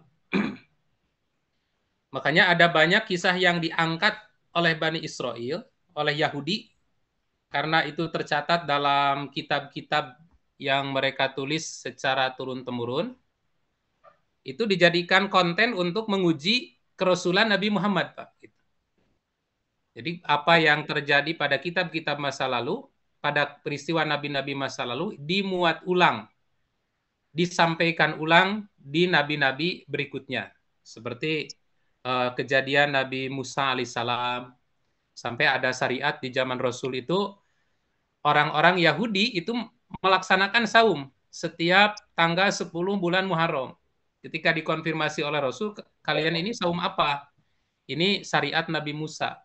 Nabi Musa dulu diselamatkan oleh Allah dari kejaran Fir'aun itu tanggal 10 Muharram. Maka kami melaksanakan saum ini sebagai bentuk syukur atas keselamatan Nabi Musa. Kata Nabi, ana ahaqu bi Musa. Yang lebih berhak saum itu Musa dan aku, bukan kalian. Maka Nabi memerintahkan untuk saum tanggal 10 Asyura dan menganjurkan juga kepada para sahabat untuk melaksanakan saum. Kemudian tentang kisah Nabi Isa sebelumnya, kisah Nabi Khidir, nabi-nabi sebelumnya itu ada ya, tertulis dalam buku-buku mereka. Dan ini disampaikan oleh para ulama-ulama mereka secara turun-temurun. Secara turun-temurun. Nah, sehingga kalau kita membaca sejarah, misalnya sejarah Nabi Ibrahim, ada versi Islam, ada versi Nasrani. Kemudian sejarah Nabi Isa juga ada versi Islam, ada versi Kristiani. Sejarah Nabi Musa demikian dan nabi-nabi yang lain. Ini karena tercatat dalam kitab-kitab mereka. Dan mereka lebih dulu mendapatkan berita ini dari kita. Nah, hanya saja kenapa terjadi pertentangan antara kisah yang ditampilkan oleh Allah dalam Quran, yang diwahyukan ulang kepada Nabi dalam Quran dengan kisah yang mereka jaga dalam kitabnya, itu karena sudah terjadi perubahan-perubahan. Seperti salah satu contoh, kisah tentang penyembelihan putra Nabi Ibrahim. Kalau dalam versi Islam, yang disembelih itu adalah Nabi Ismail alaihissalam. Sementara yang diyakini atau yang tertulis dalam kitab-kitab kaum Kristen, kaum Yahudi, Nasrani, yang disembelih itu adalah Ishak. Kenapa? Karena Ishak itu diyakini adalah nabi dari mereka. Tokoh yang ditokohkan oleh mereka. Dan mereka ingin yang diagung-agungkan oleh seluruh umat di dunia itu Nabi Ishak, bukan Nabi Ismail. Nah, kenapa terjadi seperti itu? Ini karena ada sifat hasud gitu. Jadi kenapa muncul banyak kisah-kisah Nabi dalam kitab-kitab mereka? Ya karena lebih dulu diturunkan oleh Allah kepada mereka berita-berita itu. Nah, hanya saja mereka rubah itu berita-beritanya, mereka rusak disesuaikan dengan kepentingan-kepentingan. Maka oleh karena itu Allah Subhanahu wa taala mengutus Nabi Muhammad Shallallahu alaihi wasallam untuk meluruskan. Nabi itu tidak mengalami kejadian di zaman Nabi Isa, tidak mengalami kejadian di zaman Nabi Musa dan nabi-nabi lain, tapi Nabi tahu tentang berita itu dari Al-Qur'an ini. Quran ini sebagai kitab yang meluruskan kekeliruan-kekeliruan termasuk distorsi-distorsi sejarah yang sudah disimpangkan oleh orang Yahudi dan orang Nasrani. Begitu, Pak. Terima kasih, Pak Ustadz. Assalamualaikum warahmatullahi wabarakatuh. Salam. Baik, barangkali masih ada yang lain, silakan. Tentang buku Pak Ustadz, yang buku Al-Ijaz Al-Ilmi fil Quran, itu benar nggak itu yang terjemahan yang, mohon maaf, harganya sekitar 2,7 juta gitu Pak ya? Ada beberapa buku ya? Ya, mungkin Pak, harganya mungkin. Saya nggak tahu harga terjemahnya, nggak tahu. Kalau di buku aslinya agak tipis, tapi kalau sudah diterjemahkan jadi tebal. Bisa aja Pak, harganya segitu. Iya. Al-Ijazul Ilmi fil Quran. Ada juga Al-Ijazul Ilmi fil Hadis. Ada 14 buku itu kan? Ya, ya mungkin Pak harganya sekarang apalagi mahal-mahal harganya. Apa namanya, mirip kayak bukunya kalau tafsir Ibnu Katsir itu kan banyak bukunya tebel-tebel gitu. Ya, Ibnu Katsir ada yang tebal, ada yang tipis. Kalau aslinya hanya 4 jilid. Tapi setelah diterjemahkan jadi melebar, berjilid-jilid gitu. Dalam rata-rata kalau tafsir yang lengkap itu tidak kurang dari 10 sampai 15. Kalau tafsirnya lengkap, memuat banyak pandangan ulama, itu tidak kurang antara 10 jilid sampai 15 jilid. Nah, tapi kalau yang di bawah itu, ya pasti itu sudah ringkasan-ringkasan. Dan apalagi ini kajian ilmiah, ya, membongkar tentang kemujizatan Al-Quran, ayat-ayat ilmiah di dalam Al-Quran. Tentu. Dan saya pernah membaca buku di salah satu masjid itu, ada yang diterbitkan dari Departemen Agama, itu juga bagus, tapi lupa, itu lebih tebal lagi, Pak. Kalau kita lihat misalnya pembahasan tentang lebah, itu dibahas detail tentang lebah, pembahasan tentang ayat tentang semut, dibahas detail tentang keajaiban semut, itu lebih tebal lagi. Berarti 753 kan? Ada yang mau tanya lagi? Putri Edi, ya? Sudah dibuka mic-nya, barangkali mau tanya? Udah dulu Pak Agus. Oke, terima kasih Kang Yadi. Pak Rifin? Ya, cukup dulu. Oh, baik. Yang lain barangkali? Bang Irwan Fikri? Lokasi wisata yang tak jauh dari kebutuhan warga ini. Mas Awi, saya mau tanya Mas Awi. Oh, silakan. Iya, Assalamualaikum Pak Ustadz. Assalamualaikum. Silakan Bu. Baik, Bu. Pak Ustadz kan kalau saya lihat itu banyak yang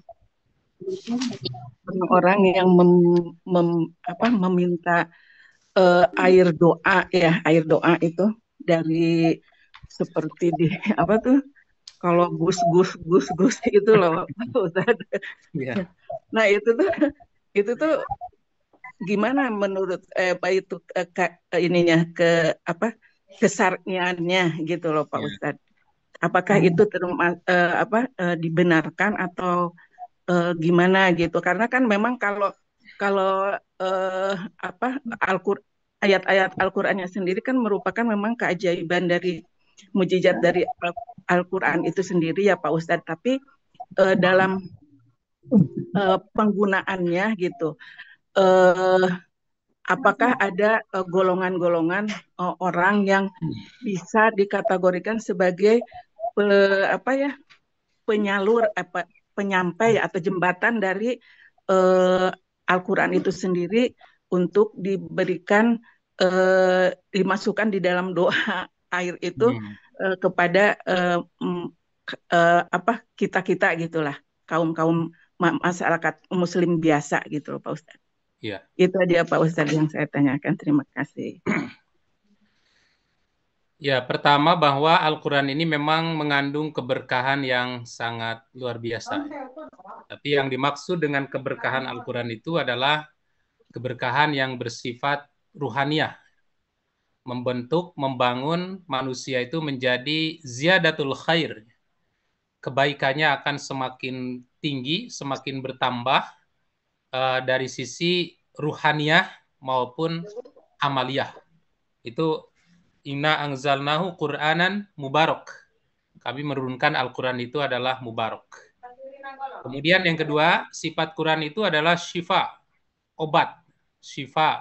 Wa nunazzilu minal Qur'an ma huwa syifaun lima fis sudur. Ma huwa syifaun wa rahmatun lil mu'minin. Quran itu tidak diturunkan kecuali menjadi obat dan rahmat untuk kaum mukminin. Dan asyifa di sini adalah obat syifa lima fis sudur.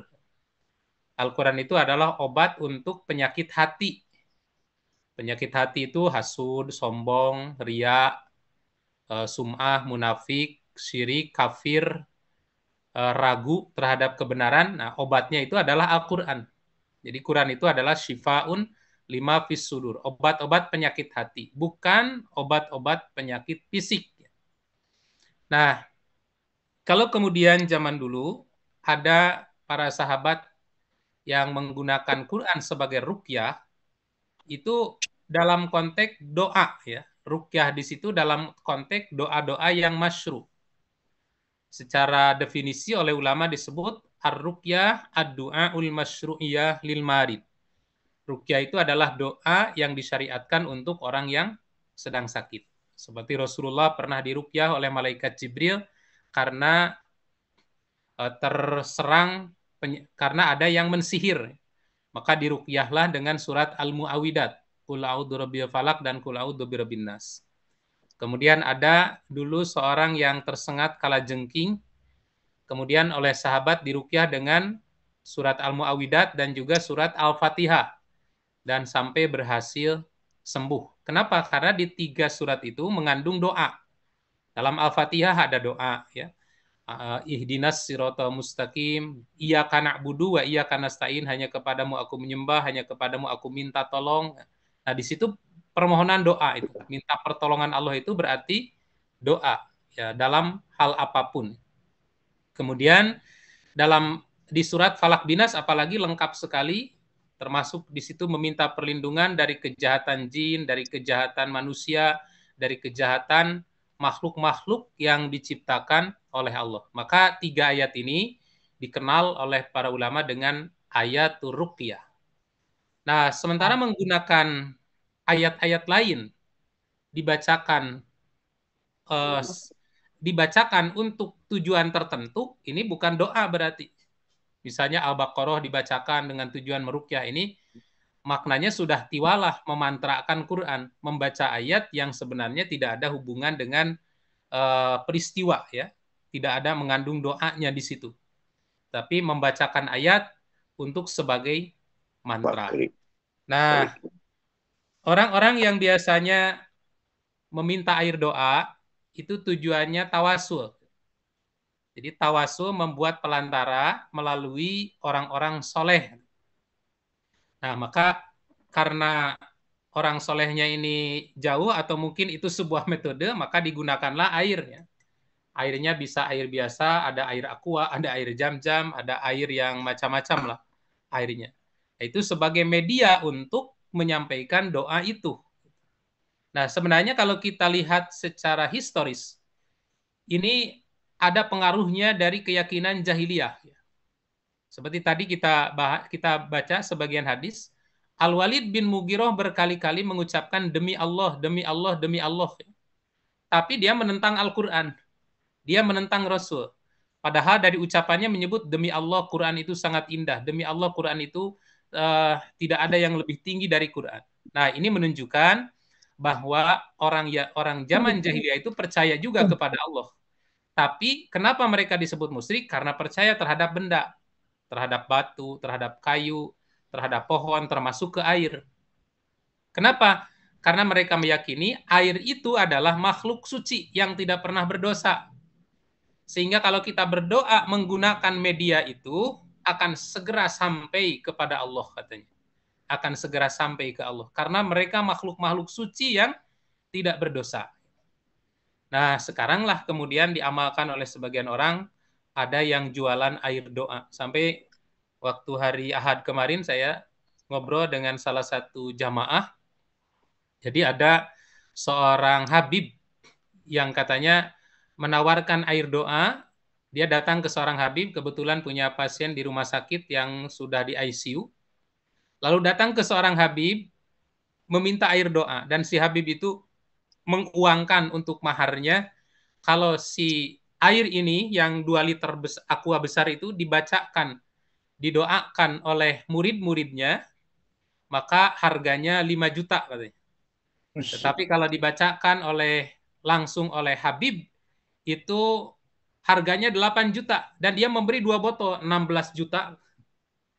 Dan sampai si sahabat saya, si jamaah saya ini bingung. Ini kasih jangan, buang saya bilang. Karena kalau dikasih itu jadi musyrik nantinya. Nah, jadi di dalam Islam itu tidak ada doa menggunakan media. Doa-doa menggunakan media itu termasuk ada syirik di situ.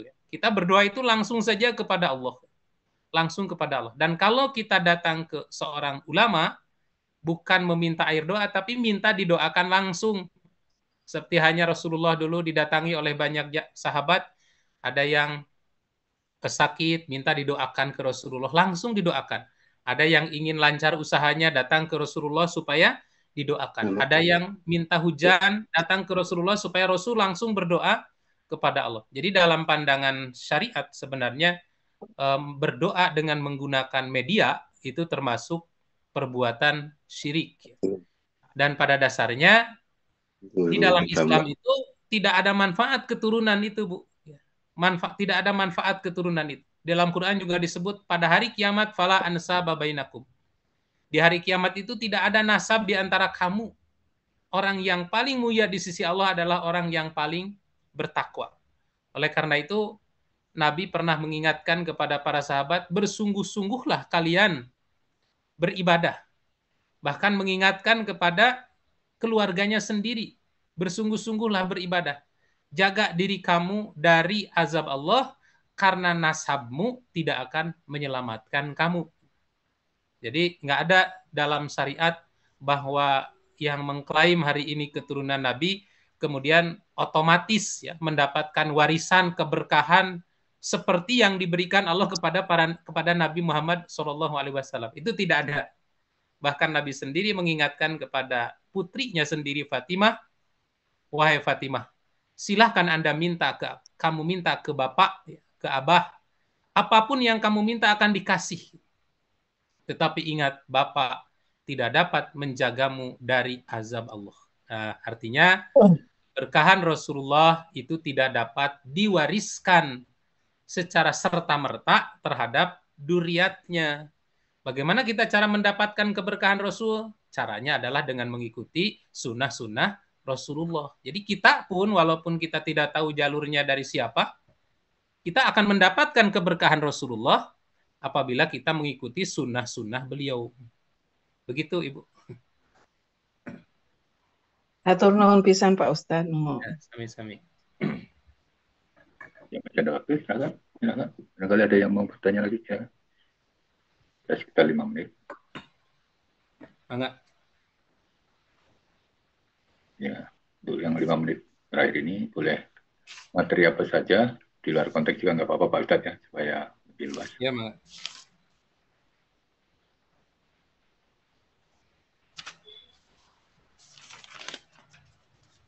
Ya, tiga. Pak Er. Halo, Assalamualaikum. Assalamualaikum warahmatullahi wabarakatuh. Waalaikumsalam. Pak Nursto ya, silakan. Yuk, masih? Ya, masih. Maka Ya.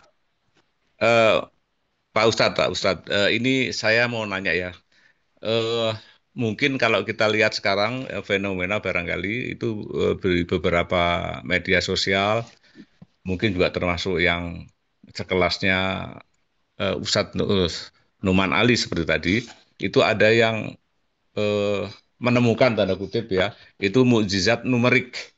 Jadi yang terkait dengan angka-angka ya, baik itu kalimat atau huruf atau apa di dalam Quran, dan dengan hitungan barangkali bantuan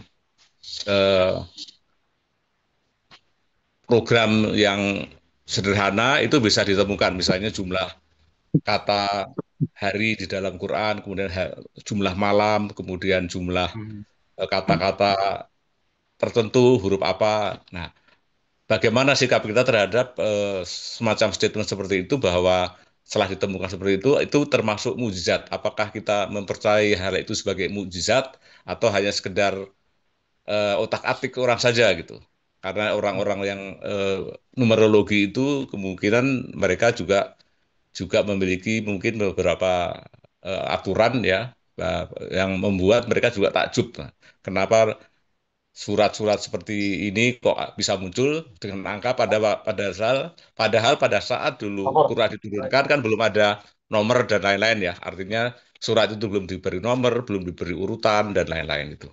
Nah, bagaimana sikap kita menghadapi fenomena bahwa ada semacam mukjizat numerik tentang angka-angka tentang Quran? Terima kasih Ustaz. Ya. Yang pertama bahwa Al-Quran itu sebetulnya sudah lengkap sejak awal. Jadi termasuk mulai dari penomoran surat, nomor surat ini ditempatkan Al-Fatihah menjadi surat pertama, Al-Baqarah kedua, kemudian An-Nas di nomor 114. Itu sudah sudah disusun di zaman Rasulullah Sallallahu Alaihi Wasallam atas bimbingan wahyu. Kemudian yang kedua nomor-nomor ayat. Nomor-nomor ayat itu juga sama ya. Al-Fatihah 7 ayat, kemudian surat An-Nas, surat Al-Baqarah sekian ayat, itu semua sudah disusun di zaman Rasulullah atas bimbingan dari wahyu, termasuk nama-nama surat yang sifatnya tauqifi. Jadi nama-nama surat yang hari ini kita baca ada Al-Fatihah, ada Al-Baqarah, Ali Imran, kemudian Al-An'am, Al-Maidah, dan lain-lain. Ini pemilihan dari Allah. Walaupun dari setiap surat itu memiliki banyak nama. Tetapi yang tauqifi yang dipilih oleh Allah adalah nama-nama surat tersebut. Dan itu akan sama di seluruh dunia.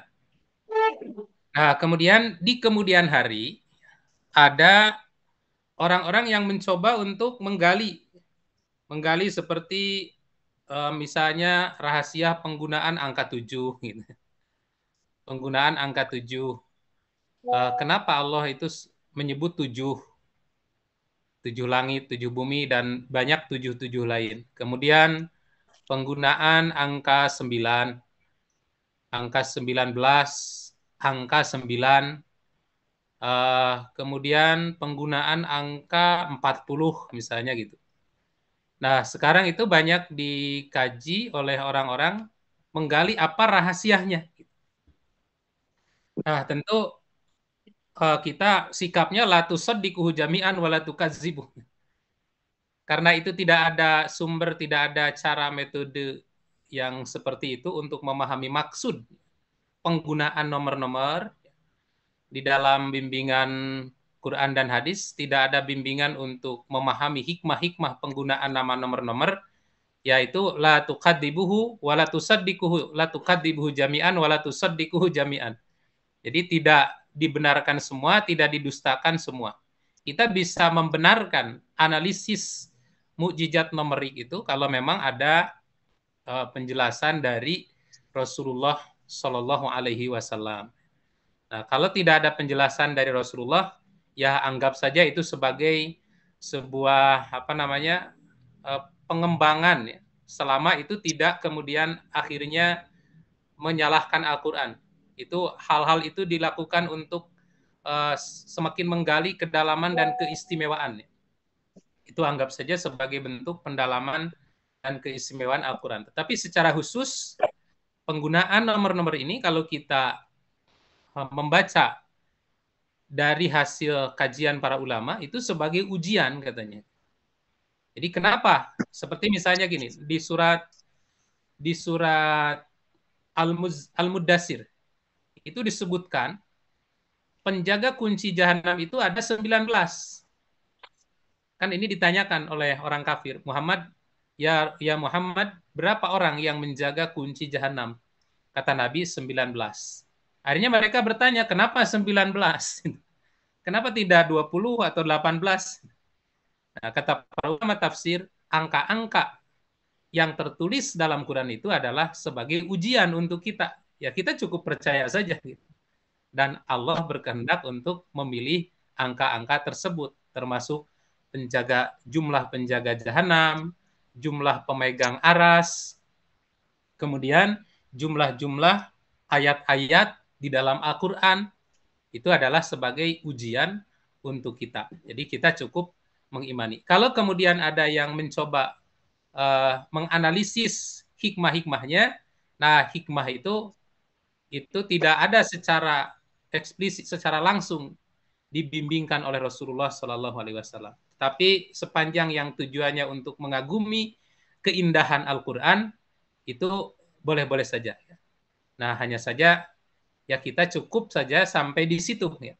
Cukup saja sampai di situ. Wah, luar biasa. Ini Quran ini sangat sempurna, seperti tadi pemilihan kata dan lain sebagainya. Tapi secara langsung Rasulullah menyebut, oh hikmahnya angka 9 itu ini, hikmah angka 40 ini, itu tidak ada secara langsung dari Rasul. Begitu. Ya, terima kasih Ustaz. Ya memang mungkin tadi yang kita tidak bisa membenarkan semua, tapi juga tidak menyalahkan semua gitu ya. Karena itu juga tidak ada dasar secara syariat. Terima kasih Ustaz atas penjelasannya. Ya. Ini ada tambahan sedikit lagi dari Bapak Irwan Fikri. Menanyakan, Assalamualaikum Pak Ustadz, bagaimana juga doa dengan mahar mengisi kain celeng di masjid? Ini dari chat. Silakan Pak Ustadz, barangkali boleh disampaikan. Ya, itu dalam kepercayaan orang-orang yang disebut ahlul hikmah katanya. Jadi ahli hikmah itu ada dua. Ada ahli hikmah dalam arti ahli dalam membuat kata-kata bijak, itu disebut ahli hikmah juga. Seperti yang di dalam Al-Quran itu ditampilkan namanya Luqmanul Hakim. Luqman Al-Hakim. Kenapa disebut Luqmanul Hakim? Karena kata-kata yang disampaikan oleh Luqman itu luar biasa, mengandung pelajaran yang sangat dalam, penuh hikmah. Maka disebut Luqmanul Hakim, seorang Luqman yang pandai dalam menyampaikan kata-kata yang bijak. Kemudian yang kedua ada ahli hikmah itu, ya sebetulnya lebih ekstrimnya mungkin mirip dukun gitu kan. Jadi kalau berdoa itu harus ada mahar. Berdoa itu harus ada mahar. Dan maharnya ini ditentukan oleh si ahli hikmah itu, ada apakah maharnya disampaikan kepada dirinya gitu. Mahar disampaikan misalnya, ini maharnya, ini silahkan, ini ibu, ini saya doakan, ini air, tapi ada maharnya. Apa maharnya? Ya harus dibayar. Maharnya 5 juta, kan itu mahar juga itu. Itu teh mahar. Nah, kemudian ada maharnya yang, ya maharnya ibu udah aja ngisi kain seleng 5 juta, misalnya gitu. Nah, kalau tujuannya itu untuk ya membeli dalam arti membeli khodam, ini jelas sebuah pelanggaran ya, memperjualbelikan ayat-ayat Allah, tidak diperbolehkan itu. Yang tujuannya untuk membeli khodam. Tetapi kalau mahar yang tujuannya sodakoh, as-sodakoh itu tadfa'ul bala. Jadi niat kita sodakoh itu adalah sodakoh saja. Doanya ya minta doa, minta didoakan. Kemudian kita bersodakoh. Niatnya sodakoh itu boleh-boleh saja. Bukan sebagai bentuk untuk membeli doa tersebut. Kalau membeli doa itu tidak boleh. Tapi memang kalau memberi upah terhadap orang yang meruqyah itu ada diperbolehkan dulu. Seperti ada seorang orang kaya di kampung itu, kemudian sahabat sedang safar meminta dijamu. Kemudian orang itu nggak mau ngejamu, tiba-tiba kesengat kalajengking. Lalu kemudian minta kepada sahabat untuk diruqyah, untuk didoakan. Kata sahabat, aku tidak akan meruqyah sampai kamu membayar dengan 30 ekor kambing.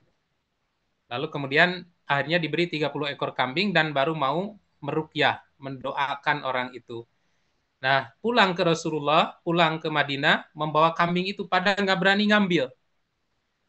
Kata para sahabat, ya Rasul, aku mendoakan seseorang, tapi aku minta upah. Karena dia itu kikir, ketika aku datang meminta minum saja tidak dikasih. Tiba-tiba minta tolong ke aku untuk mendoakan supaya dia sembuh dari sakit yang disengat kalajengking itu. Tapi aku mensyaratkan, boleh aku mendoakan, tapi aku minta upah. Kemudian diberi 30 ekor kambing. Dan aku tidak berani mengambil ini. Kata Nabi, dari mana kamu tahu itu adalah ruqyah? Benar, itu adalah ayat ruqyah, kata Nabi. Dan aku minta satu. Nah, dari itu menunjukkan bahwa kalau kita meminta doa kepada seseorang, dan kemudian kita memberi sodakoh kepada orang tersebut, itu dibolehkan. Tapi bukan membeli doanya. Bukan tujuan membeli doa, atau bukan sebagai syarat untuk berdoa. Atau sodakoh ke masjid, yang niatnya sodakoh, bukan membeli doa tersebut. Nah, yang keliru sekarang itu, orang tujuan memberikan mahar itu membeli doa. Sehingga diyakini, kalau tidak dibeli, doanya jadi mintul, gitu Bu, yang disebut mahar itu. Kenapa saya tahu? Saya dulu praktisi. Praktisi dalam ilmu tersebut. Jadi diyakini, kalau misalnya air ini tidak dibayar maharnya, tidak ada manfaat. Atau doa yang disampaikan kalau tidak dibayar maharnya, maka tidak akan sampai kepada Allah, tidak akan manfaat. Nah, ini jelas keliru kalau tujuannya seperti itu. Tapi kalau tujuannya sodakoh, itu akan menjadi kebaikan. Gitu, Pak.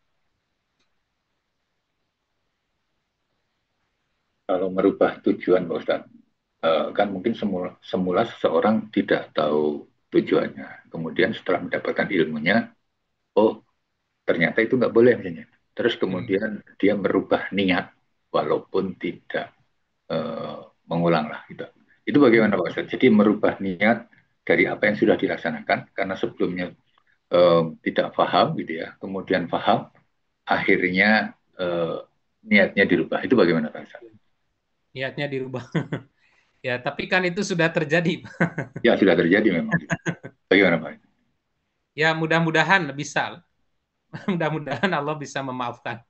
Dengan dirubah niat, mudah-mudahan Allah bisa menerima niat kita. Kalau memang sudah terjadi, ya sudah aja niatkan. Ya, seperti di dekat kampung saya dulu ada haji siapa gitu. Jadi kalau sakit berobat ke dia, apapun sakitnya, maka si sakitnya itu dipindahkan ke domba. Dan kemudian dombanya disembelih oleh beliau dan dibagikan ke anak-anak santri, dimakan katanya, disodakohkan. Ya, kalau itu sudah terjadi dan cukup besar, bahkan disyaratkan 2 domba, 3 domba, 4 domba, tergantung jenis sakitnya. Ya mudah-mudahan diterima ya dengan merubah niat itu. Baik teman-teman semua, saya kira bagus kajian pagi ini dan cukup banyak yang hadir. Mudah-mudahan semua yang hadir dapat barokah dari Allah Subhanahu wa Ta'ala. Baik Pak Ustadz, silakan Pak Ustadz menutupnya dan mungkin untuk mengingat-ingat kembali apa saja inti dari pertemuan pagi hari ini. Mohon Pak Ustadz kesediaannya untuk menyimpulkan kemudian menutup dengan doa. Silakan Pak Ustadz. Ya, baik Bapak Ibu, alhamdulillah kajian kita sudah selesai dan inti dari kajian ini bahwa yang dimaksud mukjizat itu adalah suatu keajaiban yang luar biasa, khariqun lil adah, kejadian-kejadian yang di luar kebiasaan manusia yang diturunkan oleh Allah kepada nabi-nabi yang tujuannya untuk mengalahkan kemampuan orang kafir. Dan mukjizat ini disertai dengan tantangan. Jadi kalau memang Anda benar, sok lakukan seperti yang yang dilakukan oleh aku. Itu bersifat tantangan. Dan mukjizat ada dua. Yang pertama yang bersifat hissiyah, artinya bisa dilihat oleh hissi, oleh indera kita. Hissiyah itu artinya mukjizat yang bisa dilihat oleh indera. Bisa dilihat oleh mata, bisa didengar oleh telinga, bisa dicium oleh hidung, bisa diraba langsung oleh kita, bahkan tidak jarang bisa dimakan. Seperti mukjizat dalam bentuk makanan yang turun langsung dari langit, yang turun dari surga. Itu sifat hissi, dan ini lebih banyak diturunkan kepada nabi-nabi sebelum Nabi Muhammad, karena kecerdasan mereka dalam hal ini terbatas.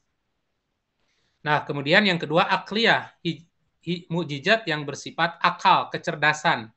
Dan inilah yang lebih banyak diturunkan kepada Nabi Muhammad Shallallahu Alaihi Wasallam, karena dinilai barangkali kita alhamdulillah termasuk generasi yang cerdas, dan terbukti kecerdasan kita sekarang bisa merubah laut jadi pulau, kan? Ada terowongan bawah laut, ada jalan melintas laut, membelah gunung, luar biasa. Kita ini bisa mengeksplorasi ilmu pengetahuan dan teknologi, maka mukjizat yang Allah turunkan kepada kita itu bersifat akal, kecerdasan, yaitu Al-Quran. Al-Quran ini tidak akan pernah usang, tidak akan pernah hilang di telan masa. Semakin kita menggunakan ilmu pengetahuan dan teknologi untuk mengkaji Quran, maka akan semakin cemerlang, akan semakin muncul mutiara-mutiara yang tersimpan di kedalaman Al-Quran ini. Nah, itulah kesimpulan dari kajian ini. Mudah-mudahan menguatkan keimanan dan ketakwaan kita kepada Allah Subhanahu wa taala. Diakhiri dengan doa Rabbana la tuzigh qulubana ba'da idh hadaitana wa hab lana min ladunka rahmah innaka antal wahhab. Rabbana atina fid dunya hasanah wa fil akhirati hasanah wa qina azabannar. Amin ya rabbal alamin. Assalamualaikum warahmatullahi wabarakatuh. Waalaikumsalam warahmatullahi wabarakatuh. Jazakallah khair. Mohon.